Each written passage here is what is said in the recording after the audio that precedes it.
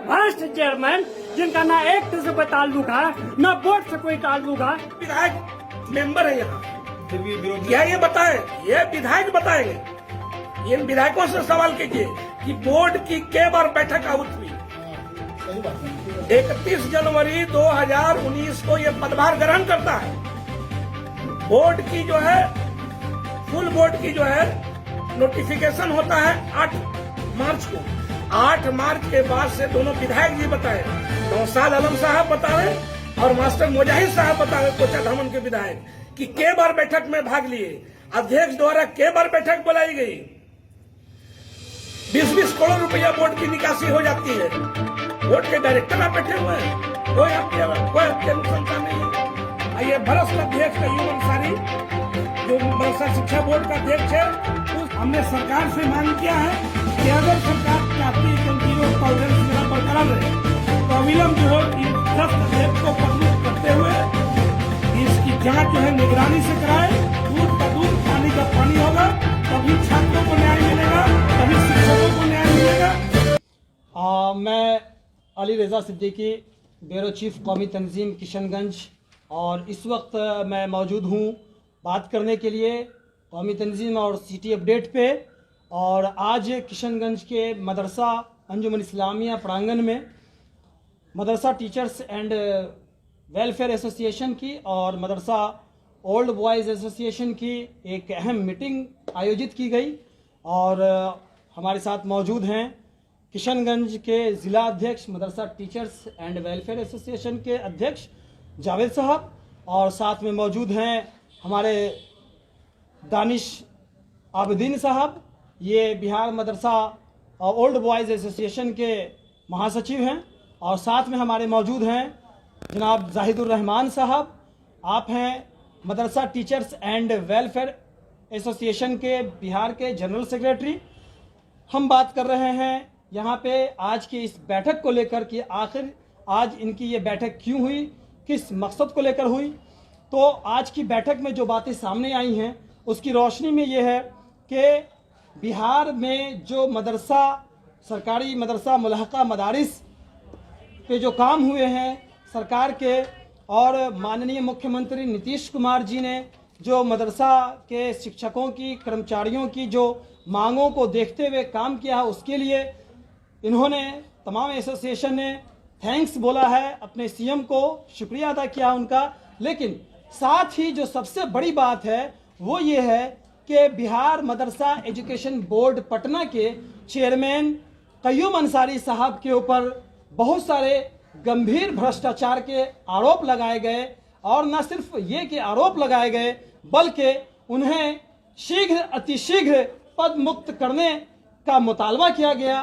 और उसके साथ ही उनके ऊपर जितने आरोप लगाए गए हैं उन आरोपों की निगरानी से जांच कराने की मांग भी की गई है। वो इसलिए इनका कहना है, इन तमाम शिक्षकों का, कि जहां एक तरफ माननीय मुख्यमंत्री नीतीश कुमार के कामों को हम शुक्र अदा करते हैं, वहीं दूसरी तरफ ये भ्रष्ट एजुकेशन बोर्ड के जो चेयरमैन हैं मदरसा के, ये इनकी भ्रष्टाचार नीति के कारण वो उनके किए गए तमाम अच्छे कामों पे पानी फिर रहा है और पूरे बिहार के मदरसा को इससे बड़ा नुकसान हो रहा है। मदरसा के टीचरों को नुकसान हो रहा है, तमाम कर्मचारी और एम्प्लॉइज को नुकसान हो रहा है, जिससे मदरसा धरातल पे जा रहा है। इनका कहना है कि अगर आज हमने आवाज़ नहीं उठाई तो आने वाले वक्तों में हमारी नस्लों को इसका बड़ा नुकसान पहुंचेगा। इसलिए ये वक्त की आवाज़ है, ये वक्त का तकाजा है कि हम इस आवाज़ को उठाएं। तो सबसे पहले मैं जानना चाहता हूं इकबाल साहब से, ये किशनगंज के ज़िला अध्यक्ष हैं, तो आज की इस बैठक में क्या क्या बातें हुई इकबाल साहब और क्या मांग है आपकी? जावेद साहब मेरा नाम है। आज की बैठक किशनगंज के चुने हुए सारे मेम्बरानों की और मदरसा के खास टीचरों की आज मुनाकिद की गई थी। मीटिंग में जो बातें हुई वो आप लोगों के सामने मैं थोड़ा सा उसका रख रहा हूँ कि माननीय मुख्यमंत्री श्री नीतीश कुमार ने मदरसों पर हमेशा ध्यान दिया है। जब मदरसे की हालत बहुत ही ख़राब थी तो उस ज़माने में ख़ास तौर से पुरानी सरकारों की मैं शिकायत नहीं करता हूँ, लेकिन जो नई सरकार हमारे जो आई नीतीश कुमार के नेतृत्व में, इन्होंने काफ़ी अच्छा काम किया। इन्होंने सबसे पहले हमें 5वां पे से पहले इन्होंने 300% डीए देकर हमें कुछ संभावना दी थी। उसके बाद इन्होंने 5वां पे तो नहीं दिया बल्कि 6ठा पे दे दिया, और 6ठा पे में इन्होंने जो हमारी मदद की वो काफ़ी सराहनीय था। इसके अलावे जो जब 7वां पे यहाँ लागू हुआ तो वो भी उन्होंने हमको दिया, जिससे कि हम खुश हैं। लेकिन कुछ कमियां तो रह जाती हैं। उन कमियों के लिए और लंबित मांगों के लिए हम लोगों ने सरकार के सामने काफ़ी मेमोरेंडम दिए थे, और जो मेमोरेंडम की कॉपी मैंने आपको दे दी है, उनमें से जो एक विशेष जो बात है जिसको मैं अभी उठाना चाहता हूं, वो ये है कि सरकार ने हमें 7वां पे स्केल जरूर दिया है, लेकिन 7वां पे स्केल के साथ जो हमारा इंक्रीमेंट है वो रोक लिया गया है। हमारा कहना है कि इंक्रीमेंट तो उन लोगों का रुकता है जिन लोगों का जो है कोई गलती होती है, उनको अगर कोई सज़ा दी जाती है तब उनका इंक्रीमेंट रोक लिया जाता है। लेकिन हम ये जान नहीं पा रहे हैं कि हमारी कौन सी गलती है और किस गलती की बुनियाद पर हमारा इंक्रीमेंट रोक लिया गया है। हमने सरकार से बार बार ये मुतालबा किया कि हमारे इंक्रीमेंट को विमुक्त किया जाए, जारी किया जाए। पहले हमको मिलता था इंक्रीमेंट, अब रोक लिया गया है, इसको पुनः जारी किया जाए। लेकिन शायद कुछ कमी रह गई और इसके वजह से हमें तकलीफ ज़रूर है, लेकिन नीतीश कुमार जी से शिकायत हमारी नहीं है। लेकिन जब नीतीश कुमार जी की बात आई तो मैं ये कहना चाहूँगा कि नीतीश जी से हमारा बैर नहीं, लेकिन मदरसों की जो हालत है इसको लेके मैं ये कहना चाहूँगा कि चेयरमैन साहब की खैर नहीं। चलिए हम आते हैं जनाब दानिश आबदीन साहब के पास कि किस तरह मदरसा बोर्ड के चेयरमैन पे भ्रष्टाचार के आरोप लगे हैं और इस पर क्या कहना चाहेंगे आप? कहना चाहेंगे कि 31 जनवरी 2019 को इन्होंने मदरसा शिक्षा बोर्ड में अध्यक्ष के रूप में जो है अपना पदभार ग्रहण किया। आते आते नेक्स्ट डे इन्होंने जो है अपने बेटा को, 2 पुत्र को इन्होंने अपने नियुक्त किया बोर्ड में बगैर किसी विज्ञापन के। अपने दामाद को नियुक्त किया जिसको अभी पूर्णिया का क्षेत्रीय कार्यालय पूर्णिया का प्रभार दिया है। दामाद को इन्होंने नियुक्त किया। ठीक तीसरे दिन इन्होंने बोर्ड में गाड़ी मौजूद रहते हुए स्कॉर्पियो, इन्होंने गाड़ी लग्जरियस गाड़ी लेने का काम किया 16 लाख 20 लाख की। फिर 3 महीना के बाद इन्होंने दूसरी गाड़ी लिया। बोर्ड में कुल 4 गाड़ी, एक गाड़ी अध्यक्ष चलने का है, सचिव को गाड़ी वहाँ नहीं है। एक्ट ये कहता है कि बिहार राज्य मदरसा शिक्षा बोर्ड के जो सचिव होंगे उनको गाड़ी नहीं प्रदान की जाएगी। आप ये बताइए, जब 2 गाड़ी वहाँ मौजूद रहते हुए 2 नई गाड़ी इन्होंने लिया, ये गाड़ी क्या होता है? सरकार बताए कि ऐसे भ्रष्ट अध्यक्ष को रहने का हक है। हम लोगों ने इस पूरे मामले की जानकारी जो है पूर्व में ही सरकार को दिया। बोर्ड का गठन होता है 8 मार्च 2019 को। बोर्ड के सदस्यों की एक बैठक नहीं होती है। एक 14 अक्टूबर 2019 को एक बैठक जो है कोर्ट के आदेश पे की जाती है। उसमें तमाम सदस्यों ने ध्वनिमत से ये प्रस्ताव पारित किया कि बोर्ड में जितने कार्य हो रहे हैं वो मनमाने ढंग से अध्यक्ष द्वारा हो रहे हैं और इसकी हम लोग निंदा करते हैं और जितने प्रस्ताव इसको रद्द करते हैं, इनके द्वारा लाए हुए प्रस्ताव को। इसकी सूचना इन्होंने कोर्ट में भी दिया और माननीय मुख्यमंत्री के कार्यालय में भी दिया। मैं ये प्रश्न करना चाहता हूँ माननीय मुख्यमंत्री जी से, यहाँ बात होती है जीरो टॉलरेंस की। मैं भी मानता हूँ कि माननीय मुख्यमंत्री जी श्री नीतीश कुमार जी जीरो टॉलरेंस के व्यक्ति हैं। अगर आप जीरो टॉलरेंस के व्यक्ति वाकई हैं तो इतना बड़ा बड़ा भ्रष्टाचार हो रहा है। एक व्यक्ति आता है कल होके जो है आज पदभार ग्रहण करता है, पुत्र को बहाल कर लेता है, पुत्र को जो है प्राइवेट पीए रख लेता है, जिसकी सैलरी जो है बोर्ड के पैसे से 70,000 रुपया 80,000 रुपया उसको सैलरी मिल रही है, दामाद को रख लेता है। ये कहाँ की ईमानदारी है? ये ही नहीं, इसने अपने बचाव के लिए माननीय शिक्षा मंत्री के आदमी को रखा है। 10 से 12 आदमी माननीय शिक्षा मंत्री का वहां बहाल है। कहाँ की ईमानदारी है? जब सारी जानकारी सरकार को है, आखिर कौन सी मजबूरी है कि सरकार इसको बचा रही है? आज तक बचाते आ रही है, आज तक सरकार बचा रही है। हम लोगों ने मांग आज नहीं की है, हम लोगों ने शुरू दिन से इनका विरोध किया है और कहा है कि एक दागी आदमी है, इसके चेहरे और चरित्र में काफ़ी भिन्नता है, इसकी जांच कराई जाए। मैंने सरकार से मांगा है कि आपके यहाँ अपना महकमा है, शिक्षा विभाग से जांच करा लीजिए। पूर्व में एक अध्यक्ष आए थे, कुछ हल्का भ्रष्टाचार उन्होंने किया था, सरकार ने अविलंब जांच कराया अपने विभाग से। आपके यहाँ निगरानी मौजूद है, हमने जो आवेदन दिया है इसकी क्या सत्यता है, आप इसकी जांच करा लीजिए। दूध का दूध पानी का पानी होगा। इनके 2 विधायक जो इसी जिले से हैं, किशनगंज से, एक डॉक्टर मुजाहिद साहब, मास्टर मुजाहिद साहब और नौशाद आलम साहब, 2 माननीय विधायक यहाँ के सदस्य हैं। सलमान रागिब साहब इन्हीं के पार्टी के विधान परिषद के सदस्य हैं जो नवादा से संबंधित हैं, वो भी सदस्य हैं। इनके द्वारा नामित 2 ऐसे व्यक्ति जो किसी दूसरे बोर्ड के भी अध्यक्ष हैं, एक सुन्नी वक्फ बोर्ड के इरशादुल्लाह साहब, शिया वक्फ बोर्ड के इरशाद अली आज़ाद साहब, 2 माननीय अध्यक्ष हैं प्रतिष्ठित संस्था के। उसके अलावा जो है 100 ऑफिसियल मेंबर बड़े बड़े हैं, प्राचार्य राजकीय मदरसा इस्लामिया शमसुल-हुदा, अरबी फारसी सोच संस्था के जो है डायरेक्टर वहाँ हैं, जो पदेन सदस्य हैं। उसके बावजूद आज तक सरकार के कान में सर में जूं नहीं रेंगी। इसकी निंदा होनी चाहिए। सरकार आज भी, अगर वाकई सरकार चाहती है कि ईमानदारी हमारे अंदर है, हम अल्पसंख्यकों के हितैषी हैं, मदरसा शिक्षकों के हितैषी हैं, छात्रों के हितैषी हैं, तो इस भ्रष्ट अध्यक्ष को पदमुक्त करते हुए इसके पूरे कार्यकाल की जांच कराई जाए। दूध का दूध पानी का पानी होगा। बिहार मदरसा टीचर्स एंड वेलफेयर एसोसिएशन के जनरल सेक्रेटरी हैं बिहार के। आज की ये बैठक हुई और मदरसा बोर्ड के जो चेयरमैन हैं अब्दुल क़य्यूम अन्सारी साहब, उनको हटाने की मांग की गई।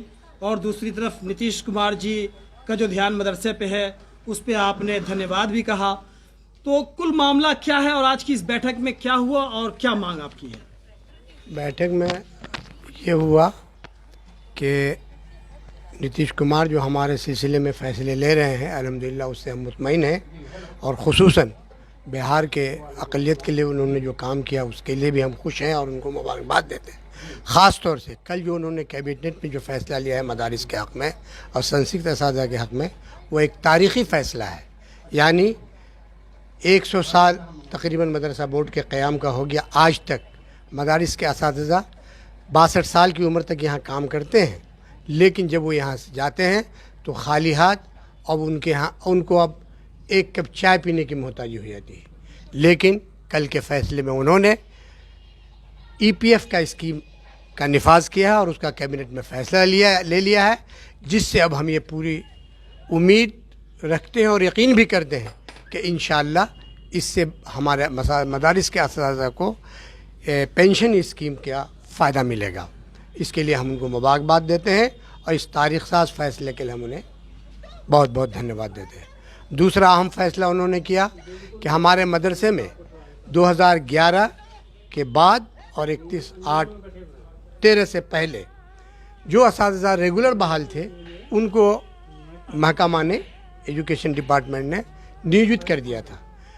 तो उसकी मांग चल रही थी और इसी बीच में 205 और 600 कोटि के मदरसों को भी नियोजित के तौर पर बहाल किया गया था। तो उस सिलसिले में उन्होंने फ़ैसला लिया कि अब सरकारी स्कूलों की तरह, चूँकि नोटिफिकेशन नंबर 162 15/2/11 जो नए मदरसों के लिए नाफिज हुआ है, उसमें ये वाज़ेह है कि वो नियोजित मदरसा के नियोजित असातिज़ा को वही सुविधाएं दी जाएंगी जो सरकारी स्कूलों के नियोजित असातिज़ा को दी जा रही हैं।